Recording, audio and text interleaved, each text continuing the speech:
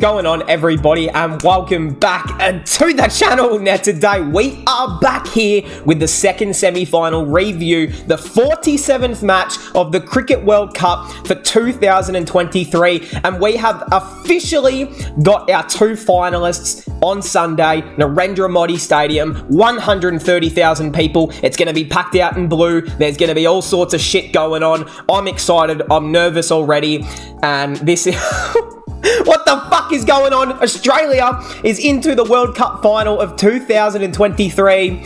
Scenes, absolute scenes. I don't know how to feel. I still don't know how to feel. It's been about, 8 or 10 hours since the game finished, since we probably made it a bit closer than anyone was hoping. Chasing 212. It got much too close for my liking. But we are here and we're going to face the mighty India in India on their home deck in front of every Indian fan in the world. So it's going to be right up against it, but that is where the Aussie spirit comes to play. And we fight, and we're here into the final.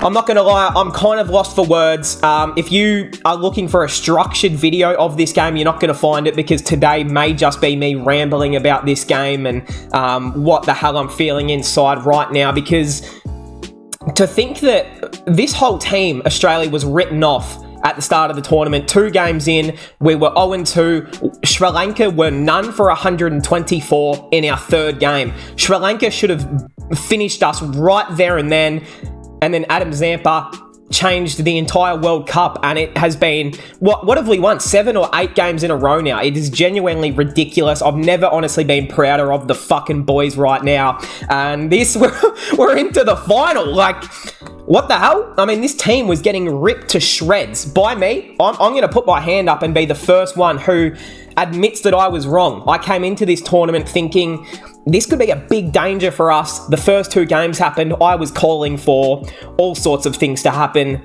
and now we're in the final. So just firstly, shut me up. Thank you so much to Captain Cumball for leading the way. And let's get into this game. Australia will play India in the final. I don't know what's going to happen in the final. We expect that India should just walk all over us. It's their destiny. But cricket's a funny damn game, isn't it? So who knows what's going to happen Sunday? Whoever bats first, I think will win. That is just my guess on that surface. But let's get into it. Subscribe if you're new. Comment down below all of your thoughts on this one. And let's get ready for a big World Cup no semi-final. A big World Cup final. We are about to know who are the champions of the world. India or Australia. WTC final rematch. 2023. It's been the year of India v Australia. BGT series was on. We've seen everything. And this is now the biggest test. Let's do it. Player of the match, Travis Head Ball, 2 for 21, which may just have been more important than his batting. And his batting was our top scoring, 62 off 48. The fact that this man has taken 2 for 21 when it was looking like South Africa, they were on the ropes early, there was every chance that we finished them for under 150, 200 here at one point. And then they built this really solid partnership out there with David Keller-Miller, and it did. It made things really tricky. Travis Head then came on and found 2 massive poles in a row, which broke back open this game and was able to finish them for under 215, which was, you would have taken that every single day of the week before this game, especially when we lost the toss and got to bowl at them first. I mean, it was just a dream scenario. We will talk about Temba Bavuma a little bit in this video and his decisions. But we love you today, Temba. All right, into the game. Oh, man, I'm not going to stop smiling this entire video. The Aussies, well, they were sent in to bowl first under a bit of cloud coverage. Look, if Temba had his decision again, I don't know if he would have changed it.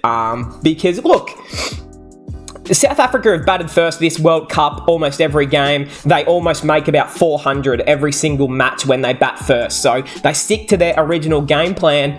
But as we know, Temba Bavuma, he's not all there. He is not all there when it's in the frontal low-tex mines, if that's even the words. He decided to also play himself when he's not close to 100% fit. He said that, his own words, and you could see that he batted like shit. He gave his wicket away. He's not that quick in the field anymore, and Little bit of concern for the man Temba. I've always been a fan, but I'm not going to lie, you've tarnished a bit of your legacy today. It was not great, but that's okay because you're Temba Bavuma and we like you over here. All right, into Quinton de Kock.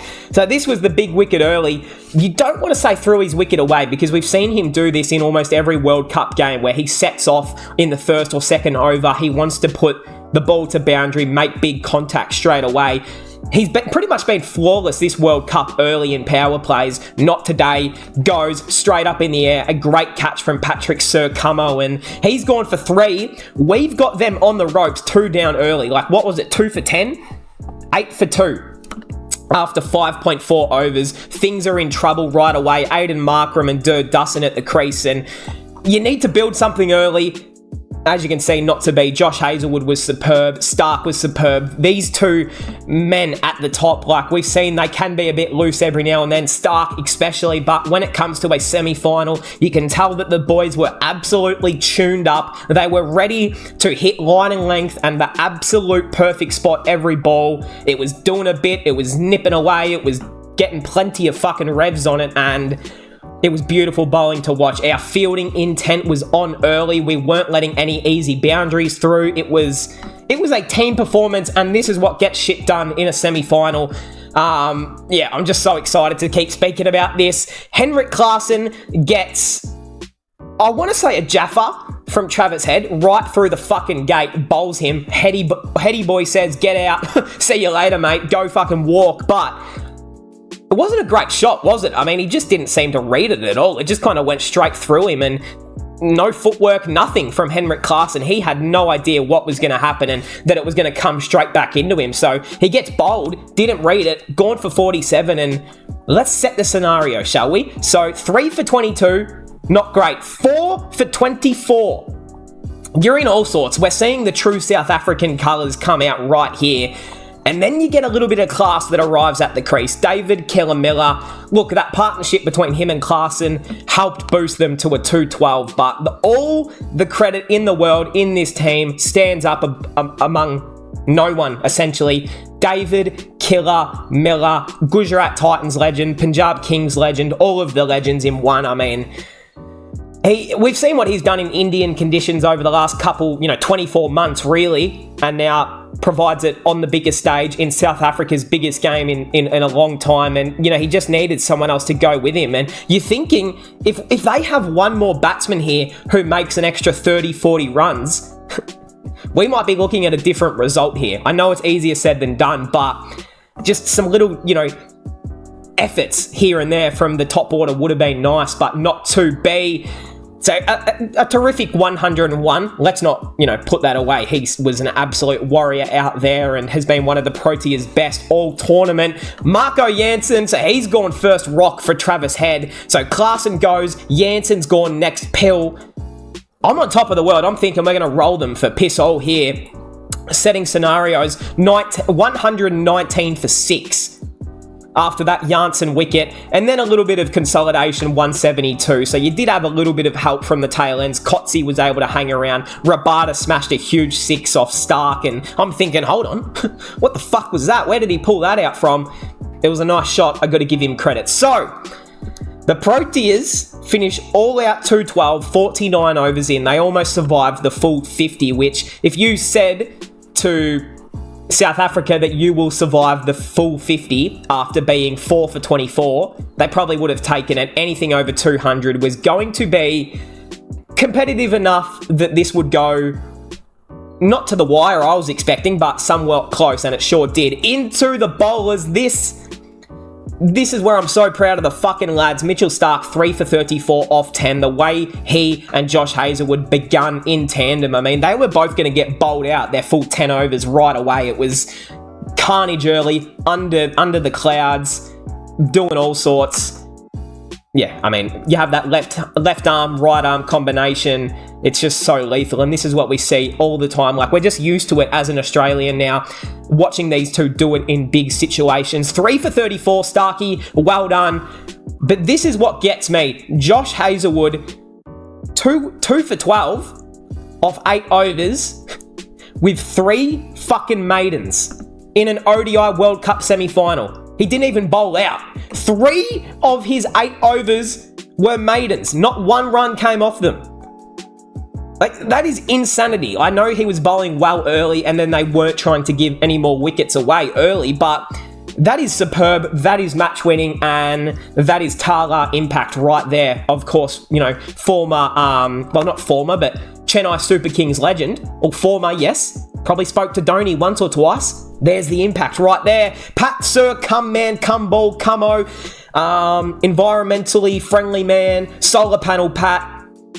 I mean, shit, no one's talking about his leadership anymore, are they? He was terrific, and when the game needed something last night, he stood up with his captaincy and also with bat in hand a bit later on. But his bowling was terrific, his fielding was terrific, and his bowling changes to then bring on Travis Head when we needed a breakthrough, takes the wickets, goes for 2 fours in his first over, did Travis Head, dot ball, and then back-to-back wickets. I mean, that is just sticking to the process there, and that is what I love to see. That is just such a great change, and, you know, would have taken big guts to go to Travis Head when you've got Maxi and Zampa, and he did it, and it worked out perfectly. So, Patrick, I'm going to give you a big kiss when you get home. Well done. 3 for 51 off 9.4. Just superb with everything.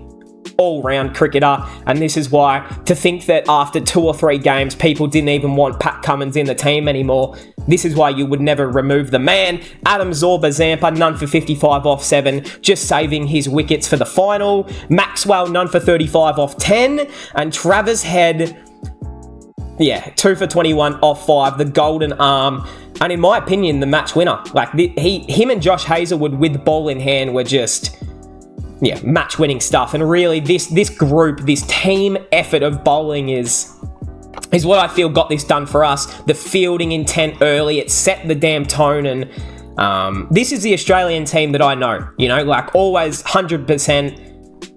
It's what I love to see. All right, into the batting. 212 to chase down to make it into a World Cup final. You don't need to change anything. Travis Head, play your natural style at the top. He stuck to that. David Warner, similar. And let's get into it. So we actually started decently well. Travis Head obviously did go for 62 off 48, 9 fours and 2 sixes, does top score. Amazing. Thank goodness we've got this man back amongst this World Cup team. And this is what he provides. Bat, ball, field, can do a bit of both. Don't think he'll be required to bowl spin in the final, but nonetheless, just like, I'm just rambling. You can tell that I am rambling, but yeah, so proud. Of course, it was a bit later on that he did get an absolute beauty from Keshav Maharaj, and a bit of that momentum did then start to push in the Proteas' direction late. So, was actually not a great time to lose his wicket there. David Warner did get bowled as well by Markram, 29 off 18. He hit this beautiful shot early and then said, all right, job's done. I've got to go FaceTime Candice. Fair enough. Mitchell Marsh. Now, he's not... Now, okay, he had a great... In his last group game, he dominated. Obviously, he had a great knock. Then he's been a little bit hit and miss here and there. The big bison here, the delivers, or he does not a whole lot here. But if we're going to learn anything from Mitchell Marsh, it's that he has one good game, and then one bad game, and then one good game. So maybe he saves it for the final as well. I don't want to say it. Steve Smith, yeah, I don't know. It's kind of weird. I mean, look, we did need someone out there just to kind of secure and stay out there for as long as possible. I mean, you look at the early fall of wickets too, 61 for 2. Then things just started to fall away a little bit. So Smith, you can see here, just said, I've got to remain out here. I've just got to play the good balls, put away the bad ones. And look, 30 off 62, it's a bit of a test innings there. I don't completely know what he's going for there, but it's okay. Consolidated. Yeah, it's okay. Look, I love you, Steve. Just need a little bit more. Marnus Labuschagne, 18 off 31. Just not a good time to fucking go out. And Tabraj Shamsi and Maharaj in this middle order completely brought this game back for the Proteas. They were so bloody good. Like, that has to be acknowledged in big, that South African bowlers, but especially their spinners, were A1 today. Like, they really delivered. Same with Coetzee. I thought he was terrific, and he's had a massive World Cup, by the way, Coetzee. Glenn Maxwell, it's a good way to follow up your 200. So he plays one great game and then doesn't play and then comes back and doesn't bowl amazing and makes 1 off 5. And you know what? That is Glenn Maxwell in a nutshell. I wasn't expecting much different. Josh Inglis, so 28 off 49, of course. We were just trying to stay out there late and finish off the runs and make sure we walked this in. We left it up to two tail enders. Thank God they have some sort of capabilities of batting. 16 off 38 for Mitchell Starc and 14 not out of 29 for Pat Sir Cummo. And that is how that one wraps up. Australia go into the World Cup final, and Australia is happy. I'm happy. And what a bloody moment. Into the bowlers, Jansen, none for 35 off 4. So, look, he's had a great World Cup.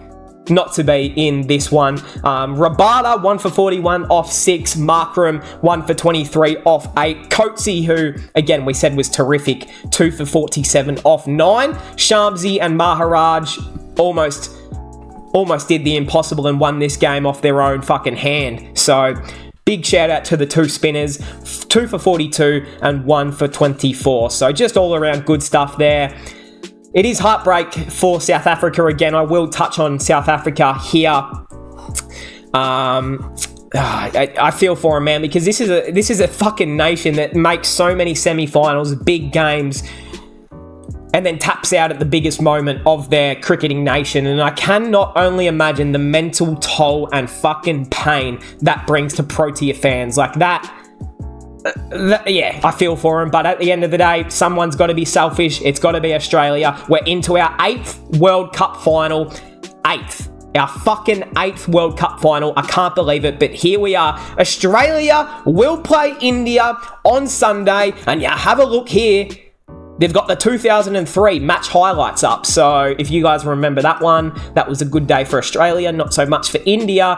But will India be taking revenge for 2003? That's what's all up for grabs. The win probability, 67% to India, 33% for Australia. I don't know who made this. It must have been Jay Shah, but man, this is the match. Forget the last two matches. This is it.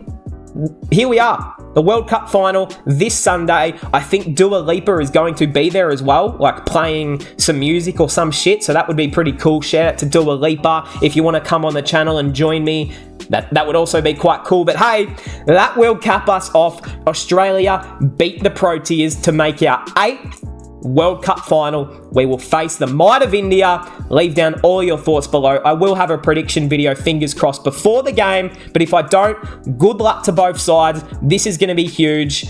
Follow me on Twitter if you don't, because I will obviously be live tweeting throughout that entire game and everything. So yeah, hope we all enjoyed. Go Australia, and I'll see everyone in the next one.